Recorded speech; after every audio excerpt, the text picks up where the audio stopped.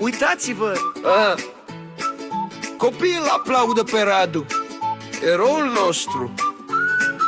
Radu merge să aducă lemne, să fie focul mare și blând, familia să fie caldă și sănătoasă, și să aibă ce mânca în fiecare gând.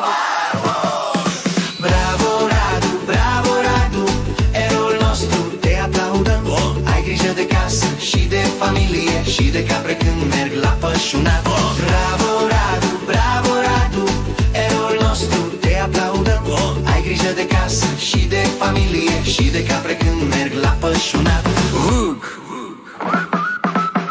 Curățenie face în casă, spală, șterge tot aranjat, fiecare colțișor e strălucitor. Radu, eroul nostru adevărat. Bravo Radu, bravo Radu, eroul nostru, te aplaudăm.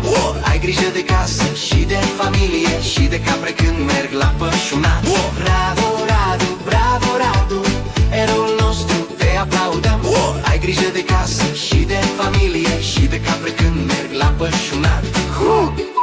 Cu caprele merge la pășunat, să mănânce verdele curat, focul să ardă, mâncarea să fie bună, toată familia e fericită și voioasă. Radu, eroul nostru mic, toți copiii îl iubesc și zic: bravo Radu, mulțumim mult pentru că ne-ai adus foc și noroc.